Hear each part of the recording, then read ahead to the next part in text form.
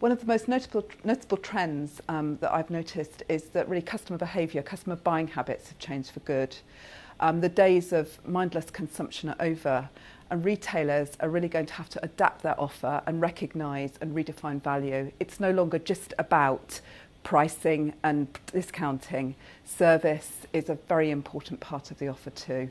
This idea of separating the real social experience from the actual social experience, and it works specifically on my brand because I'm in the airline world.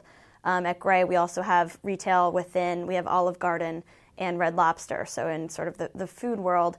And it's interesting for these brands because they actually have a really unique opportunity where they have more time to spend with their consumer, as opposed to if you're Coca-Cola or just a CPG product that you buy and take it home. If it's laundry, you use it for 5 minutes and do your laundry and kind of move on.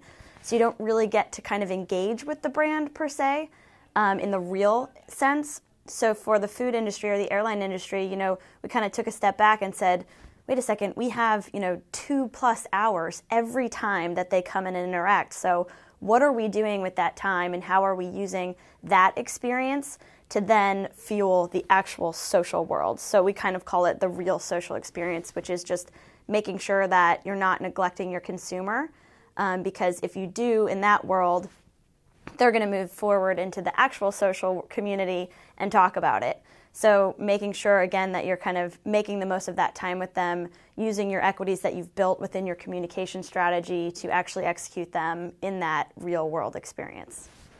Multi-channel retailing is here and live, and it means that retailers have to completely rethink the way they calculate return on investment from their stores, from their online, from their apps, recognising that shoppers use several of those different channels before they make a purchase.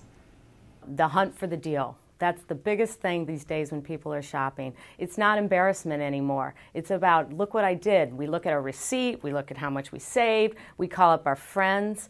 Perfect example would be going into Kohl's, and you're going in there and you're shopping and you're looking for the extra price when you go to buy something and you get a $50 coupon on your next purchase. What happens even, and this happened to me in Kohl's recently, which I was so excited about after, I was in Kohl's and didn't have a coupon. And these days, you can't shop without a coupon. It's almost killing the retailers in the sense that they have to keep putting these out so that people will shop. I'm in Kohl's, and I don't have a coupon. And I'm like, this is crazy. I cannot buy anything here without a coupon. And someone actually handed me a 20% off for the day only coupon where I could use it on anything I bought. That never used to happen anymore. People would be embarrassed to actually share price discounts.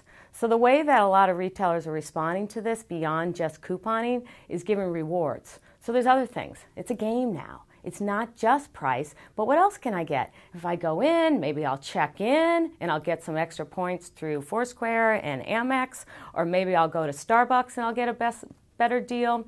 If I use an app like a Shopkick, I can go scan product and I can collect reward points, but everything is about saving money or getting rewards just for shopping. I think a lot of retailers are facing up to the fact that the world is multi-channel, and for them what they have to realise is they need to engage with shoppers whenever and wherever those shoppers are thinking about purchases. Well, showrooming continues to be a challenge for the retail category. What we've seen is that a lot of people being so technically savvy are going in store to kind of get that experience, but then they're going home or going to the laptop to sort of see where they can price shop it from there. So the real challenge for the brick and mortar stores, if you will, is how to create that value in store, that tangible experience that a person can't get online.